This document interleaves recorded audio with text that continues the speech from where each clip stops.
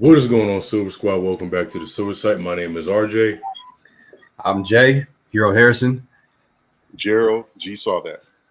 And today we are here to talk about Daredevil. I was about to say Reborn. Daredevil Born Again, now streaming on Disney Plus. It is the, I guess, revival of the original Daredevil series that came on Netflix, which to be honest, I watched, but it was so long ago, I don't remember a lot of stuff. And so I have to kind of rely on the internet and research and other people to kind of remind me of what happened. But overall, I enjoyed the first two episodes. What did you guys think? Go ahead, Gerald.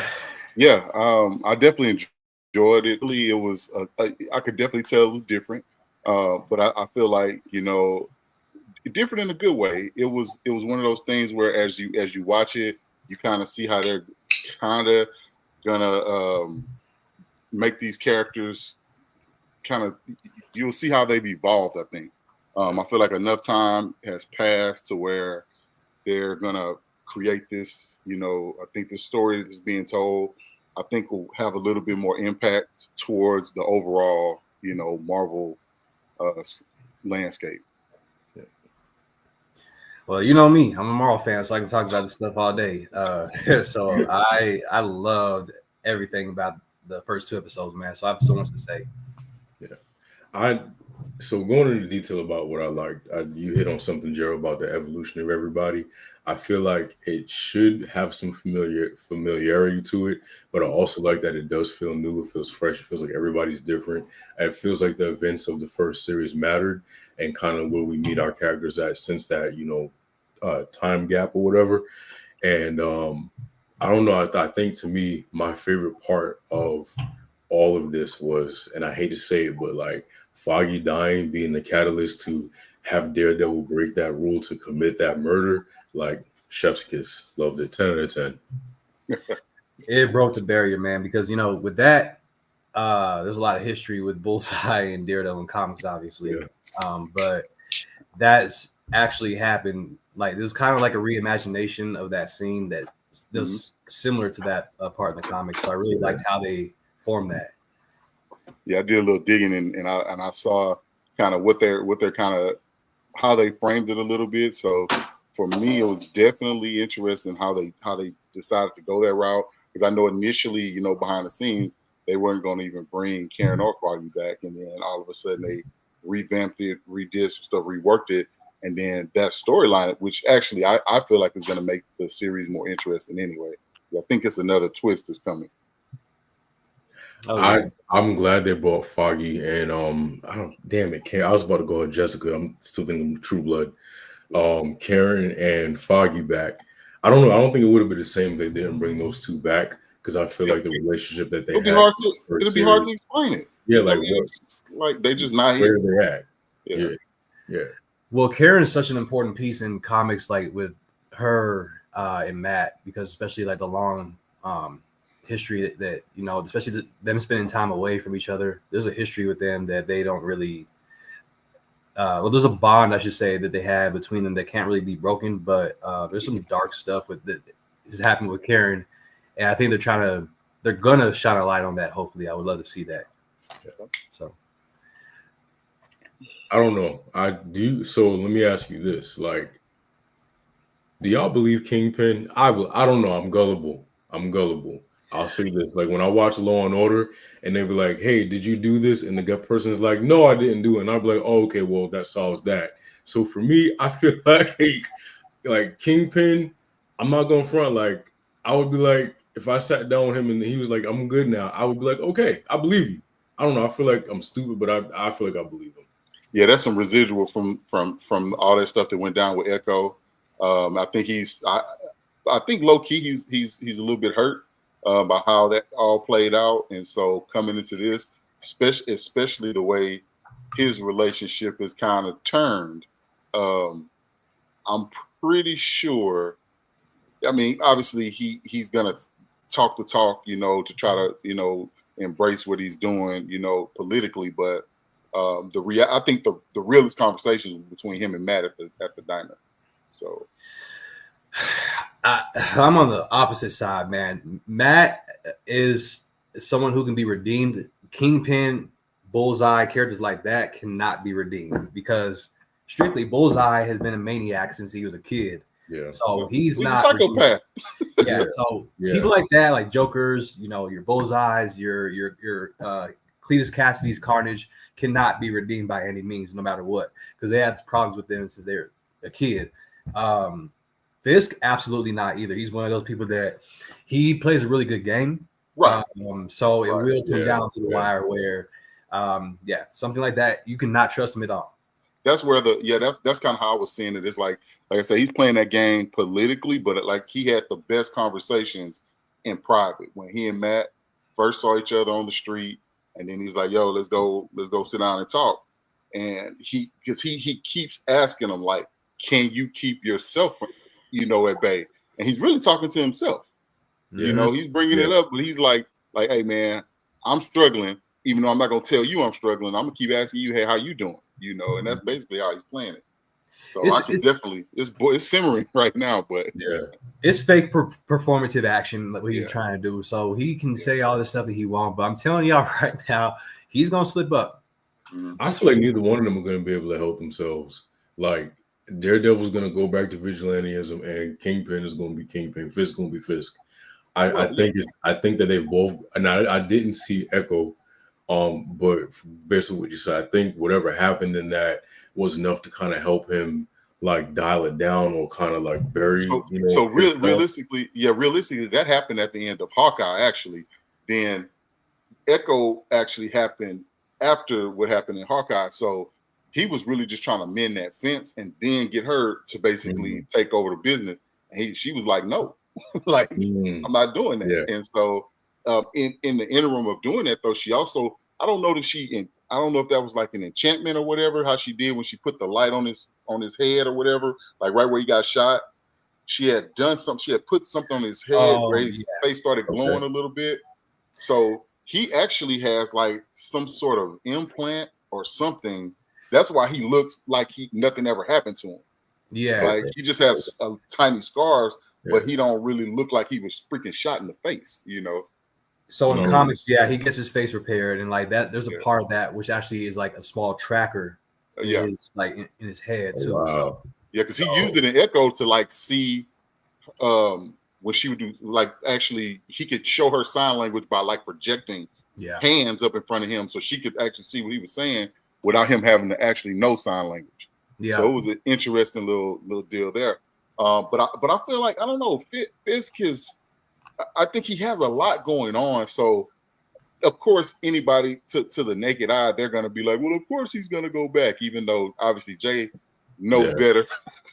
He knows better, but they're going to be like, I mean, dude, him and Vanessa, like, I mean, bro.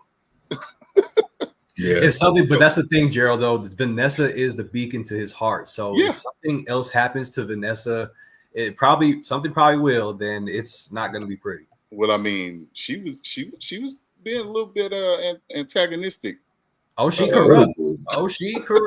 It gets worse when you read about her too. It gets worse. But yeah, Kingpin not redeemable.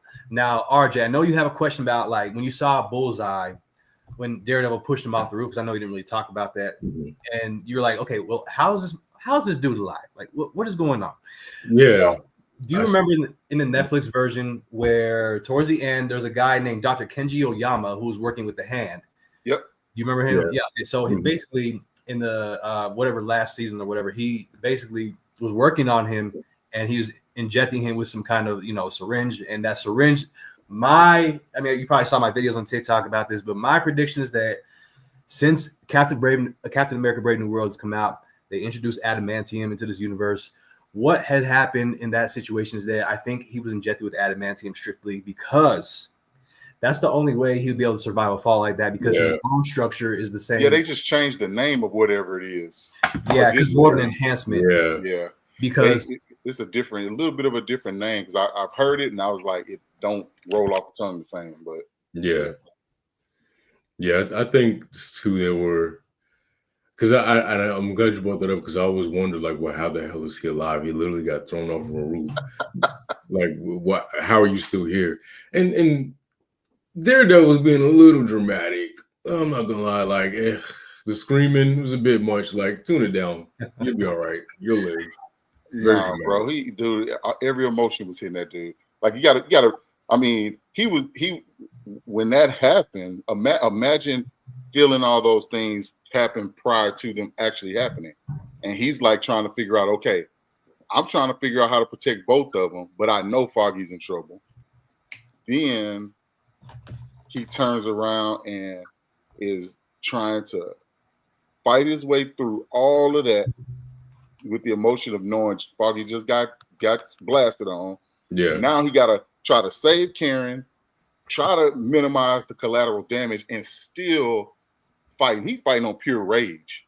I mean, because I ain't gonna lie, when they were going up those stairs, that I had motion sickness watching that. Oh yeah. I was just like, damn, I can't even tell what the hell happened because it was so quick. They were just going upstairs, and then when they got upstairs, he could still the whole time. I don't know if you could peep it, but he could hear Foggy's heart beating the whole time. Yeah. Yo, did y'all see the cinematic, the cinematography when he's zoned in on listening to Foggy's conversation? Yeah, because it all went. Yeah, how it went. Yeah. Yep. I was like, okay, they're not playing no games. Yeah, they was throwing some cash at that. Yeah, that was because when he did his head back, and I was like, dang, they just changed the camera angle, and then the screen just kind of zoomed in, and kind of did like a Spidey sense type thing. It's sort of like what they did with Hunger Games Catching Fire when Katniss was in the pod and she went up, and then it went from this to like that to kind of show you how big the arena was and make it feel more, cinematic. So yeah, I think that was one of the few changes from the original series to this one that I liked. I like that the supersonic hearing, I like how they kind of highlight that with cinematography. Little changes like that. So what happened? I don't know if you recall this, but in season 3, what happened was, remember he really lost all his senses for a minute because he was hurt real bad. So as he was slowly recovering, his senses got better because he was having to hone in that much more. So I think that was another way for them to show that obviously time had passed, but he had also worked on his skill set. And then, of course, there was other stuff happening because when he popped up in, he's in Spider-Man and all that stuff. So obviously he got his, and then he was in, She-Hulk. And so he obviously got his mojo back, if you will. But going into those, I think that first fight scene was just, I think, more indicative of just trying to show you that, yes, he can still be who that character is, but now let's go ahead and put it on the slow simmer, fast forward a year, and now he's trying to control himself. Now he's trying to do it like all legit. So I thought that was interesting how they kind of spun that, where he's like trying to, keep the monster at bay. Yeah. No, I think you summed it up very well because the Netflix version, even though they're different, especially the MCU, it still had a different tone in terms of better backstory for like these characters to spend a little bit more time with them. And I feel like Matt, we got to really spend time with in terms of like seeing like just not the evolution, but just the downfall and the flaws that came along with that. I think that was perfect how they showed that. But I do like what the MCU is doing with this new take on Daredevil, especially like when RJ mentioned how like he's actually a little more kind of like the action Daredevil, because in the Netflix series he's more like more grounded, but in this one he's a little bit more like loose in terms of like showing off his acrobacy and being like more of like an athletic Daredevil. Yeah, they did what I hoped. They didn't try to go back and tell you everything. They just kind of continued as if this was season 4. They kind of just roll right into it instead of trying to give you all that background, because you're wasting time. Yeah, and I appreciate that too, because I feel like a lot of shows don't trust their audiences to go back and watch or to kind of do their research or just to kind of jump in and continue where they left off. So I appreciate not giving us filler, because it's so, I feel like it's so unnatural in dialogue to kind of, because remember that time. So like there's no organic way to bring that up. Yeah, it's so dumb. So I appreciate that they, trusted their audience to either be smart enough to like just kind of, it is what it is, and we watch from what you remember, or you go back and watch everything, or watch a YouTube video. So I did appreciate that. One thing I like about Daredevil, and what I feel like is going to be one of my favorite points for the rest of the series, and hopefully going forward all the MCU shows, is like vigilanteism, like the highlighting of and I guess you can kind of say this was Civil War too. Like you need to register, you know, we need to know who you are, what you're doing, what your powers are, and things like that. So I'm interested to see how the war on vigilanteism is I guess pursued by Mayor Trump Fitz. Well, it's funny you Like say y'all that really voted this idiot in. Parallels are ridiculous. and this is crazy how everything is just like what's happening right now is actually happening in that show, because I was thinking the exact same thing. But with Fisk, with that, I feel like he's trying to tell. Okay, so as far as the city, Gerald already mentioned stuff about Echo and why these shows are so important, because you have to go back and watch Echo to understand how the corruption has started. Because in Echo, they mentioned that, hey, Kingpin is setting up territories in every part of New York City. This is not good. We gotta stop this. And so Echo is like, it's already too late. And now he's the mayor. So, but being in this position of power, I feel like he doesn't know what he's doing. But it's not only that, he has so much power that it seems like he knows what he's doing because he can get away with it. And the Devil's Reign is like a story that revolves around that. But I'll say for what I was gonna say for just a moment, because I want to talk about Luke Cage and the Defenders and stuff. But I just want to see what you had to say about, you know, just the Kingpin and all that, like with this whole thing and him taking over the city. What do you think about that, RJ? Kingpin is one of my favorite villains. Like the confidence that man exudes is just like through the roof. Like the charisma, and okay. And I know I said this earlier where I hate when villains kind of like when they try to like, you know, give a backstory to villains and kind of humanize them. I feel like the humanization of Kingpin for me just makes him more of a threat. And I enjoy seeing the parts of his life that aren't together, where, you know, where he's not the crime boss or whatever. So I enjoy Kingpin. He's probably one of my favorite Marvel, I guess, for lack of a better words, villains. I don't know. No, he's definitely a villain, because I mean, if you were Spider-Man, you would look at him like a villain, definitely. First of all, and I did not appreciate him low key like shading Spider-Man when he was like people running around with a spider suit. Like say his name, like say it. But I think the catch with that is he's purposely. I see, like, being that he has no visible powers, if you will. He's using all this to manipulate, as opposed to because it's propaganda. It's a way for him to rally, just like all the because I'm gonna tell you when he had that conversation with the what was that, the police chief, and the police chief said, he said you a thug. Yeah, you really a thug, bro. You in office. No, he cooked him. And then he told him, he said, "Hey, I'll talk to you later, Kingpin." So he wasn't even calling him Wilson because he knew, because he was telling him like, "Bro, you can walk around. You've been wearing a suit, so that's not new to us." He sees right through that, and that's the thing, because what RJ brought up too is like, okay, so you're trying to get yourself into office when, like I just mentioned earlier, it's like it seems like you don't know what you're doing. He, like I said, he saw right through that. And what RJ mentioned too about vigilantism. So you're trying to get into office to tell people like Spider-Man, Daredevil, the Punisher, people like that, that now you can't run around and try to help out innocent people. Like, leave it to my corrupt police. But yet you leave it to my corrupt police. Like what? But you got everything. Dummies. He literally filled a pothole, and everybody's like, "Oh yes, Mayor Fisk." Like, he filled one pothole. Don't fall for that. Bring it down, like simmer it down, bro. That's the same as just like this real stuff is happening in real time right now with like the president doing that stuff. You break it, but then you broke it, and then you come back and fix it. Right. It's say, like, hey, look what I did. And they be like, oh yeah, you did fix that. And be like, bro, that was he broke it. What are you talking about? It's kind of like the same thing we were watching from when Elgin is like, okay, Elgin, you're the type to steal someone's phone and help them looking for it. Like what? So like, I told you guys where Fireman was, but we like Thug Sarah had to rip your eye out in order for you. Like, you don't get points for that. Like Fisk is talking about clearing the streets of vigilantes when they're on the streets because of him. Like like none of it adds up. But people are eating it up. They're eating it up, bro. That's the problem, because I know Gerald has a thought about this too. Like when it comes to vigilantism, there are characters who are strictly, exactly. There's the gray area is a real place, and Daredevil's in there, Punisher's in there, but again, there's that balance of, okay, how am I going to abuse my power because I have abilities, or am I going to do it for good? There's still that balance.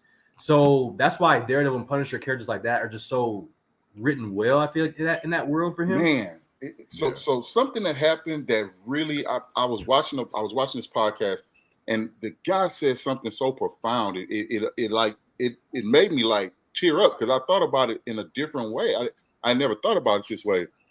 So I don't know if you saw that at the end of the episode when dude had Matt pushed up against the wall and you could see that Punisher tattoo on his arm. Yeah.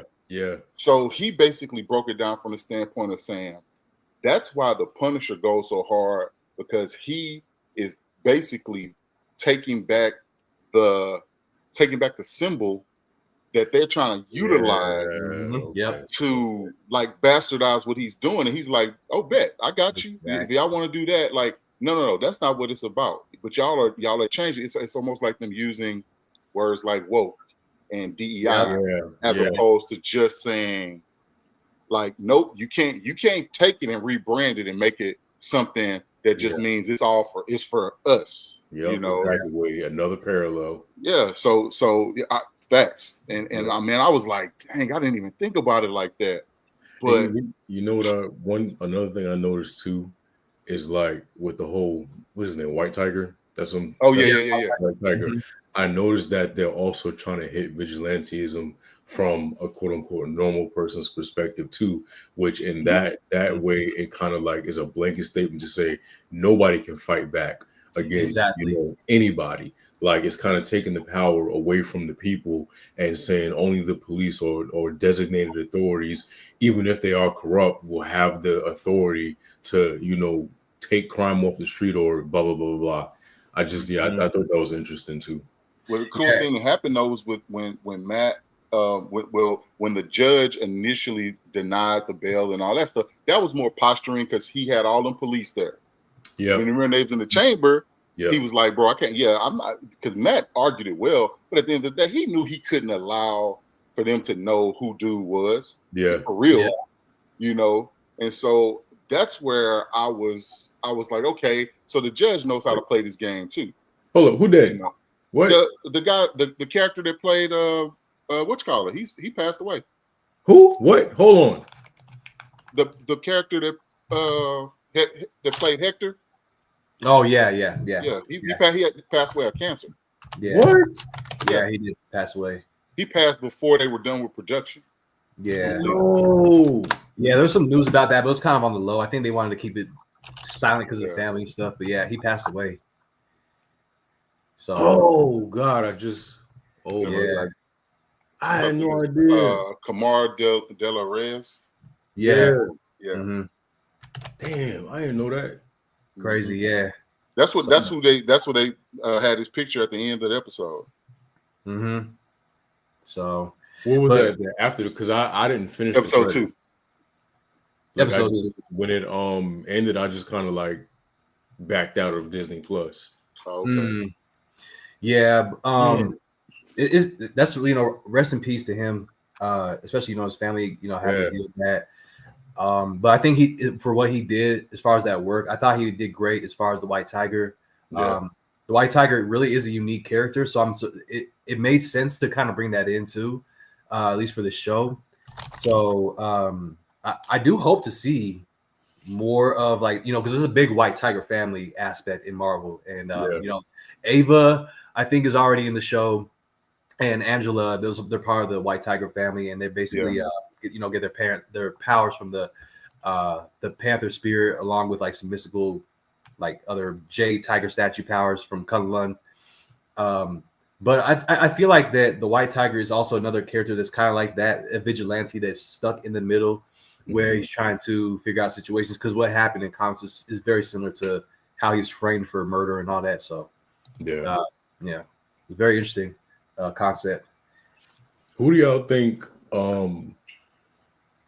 the gentleman who White Tiger saved, what's his deal? Because I know when Matt showed up to, I guess, kind of get him, the police, well, the corrupt police, like kind of broke in. So I wonder what that was about. Because like I said, I'm not familiar with Daredevil like comics in the slightest, or Daredevil. I like Elektra, I like Daredevil, but he's never been like my top hero, so I don't really know much about him. So I don't know. I have no idea what's gonna happen. You're talking about which dude again? The dude that that White Tiger saved in the subway and he ran. Oh. Yeah, I wonder what his deal is. I'm actually not sure yet. Yeah. Yeah. They didn't say much about him, and he just told him to run. Yeah, I don't know yet, actually. Not to see that character is. Yeah. But he might be an importance to, I think, the family, as far as I know. Yeah. So, but White Tiger, I think, I like characters like I say vigilantes, but strictly I kind of want to talk about like Luke Cage and the Defenders and stuff. I mean, I know you guys watch those shows and stuff. Okay. Do you feel like they should have that section of those characters come back for a part of storytelling that's a part of Daredevil or that's connected to that?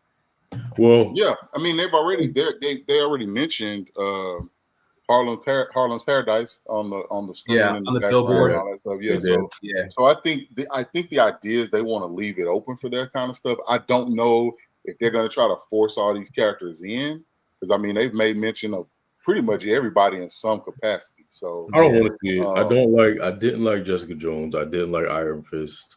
I'm good. See, I was the opposite. I like Jessica Jones. Iron Fist was a little bit weaker to me. Did not like Iron Fist. Yeah. No. I like Jessica Jones because she just had such a nonchalant way to, operate things. Yeah.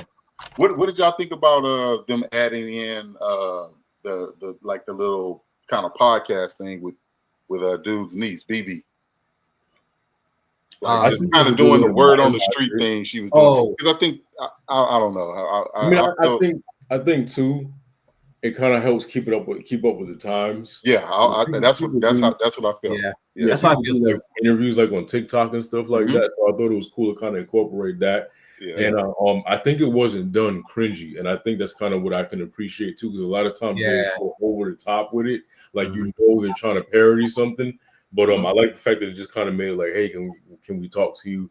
Yeah, ask you some questions, and it seemed very natural for that world. Yeah, I think you summed it up, RJ. Because there's these moments in Marvel where they introduce these lines or give the actors these lines that are very like cringy and corny that try to keep up with the times. But it's like you don't have to do it in that way. There's other ways you can do it, and I think they did a good job because it's one of those shows I feel like that is a little bit more serious. So it's not necessarily about cracking jokes. And if they crack a joke, it's more in a sarcastic way. So or you get a character that you don't care about as much to say those things, versus getting one of your main characters just Anthony Mackieing it up, do better, all that. Like you forcing them to say that stuff. You can give me the fly on the wall character to say it. It kind of hits different because it's a little bit more true to just what I would be thinking as a regular person. Exactly. Yeah. Speaking of flies, I ain't gonna lie. That call back to Colin Farrell's deal when Bullseye killed that fly with that damn paperclip was crazy. I love that. That was so cool, man. And I know a lot of people hate the Daredevil 2003 movie. I mean, it's still, don't get me wrong, it's bad. It's not good. But they had some aspects that was still decent. Yeah. They still had some good aspects from the comics that they took. And if you've seen the director's cut's actually not too bad. So I will say that. But I really do like how they paid homage to Bullseye and just like the little things that he uses to take out people and stuff. Because I seen pool balls hitting with the pool balls, hitting the Matt looked like a pin cushion after that fight.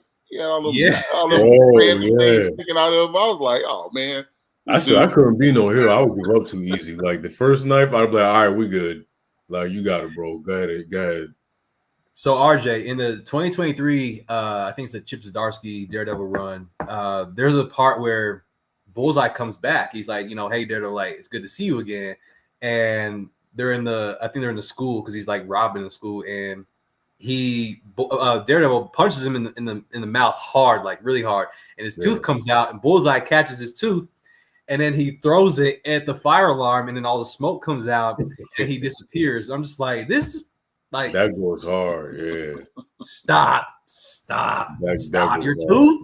Get out of here, man. But I really think Bullseye is one of those people, a villain that is strictly a maniac, first off, but Colin Farrell did it really well. And I think that Bullseye is going to be around for a while, and it's going to be really hard to just get rid of him. So is Foggy dead for real? Yeah. No. No. I'm just saying. No, he's not. There's some precedents there, RJ. So I don't know. Here's the thing, like, and this is something with the MCU where we have so many loopholes to where we can bring people back because it is sci-fi, and I feel like we gotta learn to let people go. Like somebody gotta die and somebody gotta stay dead. Some can come back, some can stay dead. I think Foggy's the kind of person that's going to stay dead. Like Scarlett Johansson just had an interview today where they were like, "Do you think Natasha will come back?" And she was like, "No, she's dead. Like, let her be dead. Like, she let her have a moment. She doesn't need to come back. Let her be the hero." And I feel like if they brought Foggy back, it will kind of be cheap in my eyes because he was the catalyst for Daredevil breaking that rule. So if he comes back, that rule was broken for nothing. Even though he didn't die, he still threw the man off a roof. He didn't expect him to live either. Yeah.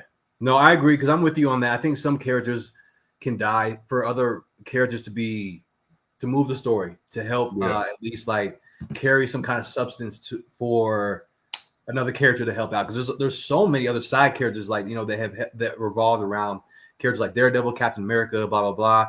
But some characters just do need to, some characters like that, especially Foggy, I think do need to die and just stay dead. Let them be gone. That's my opinion. So I agree. But overall, I enjoyed episodes 1 and 2. It's Daredevil, so I wasn't expecting laser beams, and we got a good fight scene and stuff like that. So I for one, I'm looking forward to next week. Definitely enjoyed it. As far as predictions, I predict that we're gonna find a little bit about the guy that White Tiger saved, and I feel like it's going to be a little bit bigger than we thought. I feel like the conspiracy is going to run a little deeper than we expect. I foresee. I foresee a lot more. Unfortunately, I foresee a lot more dialogue trying to kind of lead us down this path of like some crazy ending. Just because it seems very political in the sense of kind of what they're doing, but overall, because I mean, obviously Frank on his way, so when he get in there, it's gonna be hell breaking loose. So I think they're gonna give us maybe 2 episodes of like, I won't say filler, but at least like just it'll be calm, and then Frank gonna probably pop in episode 5, and it's gonna be hell to pay. So Daredevil's the kind of show you gotta pay attention to the dialogue and even the tone of the way the words are said, because that, like everything with Daredevil is important. Because if you're not listening, it's not a show you can watch with background noise. It's not gonna work. You're not gonna. He's gonna find his religion again. Yeah. He's gonna find his religion again. Mm-hmm. I think ever since the priest died, it's been different too for him. Yeah.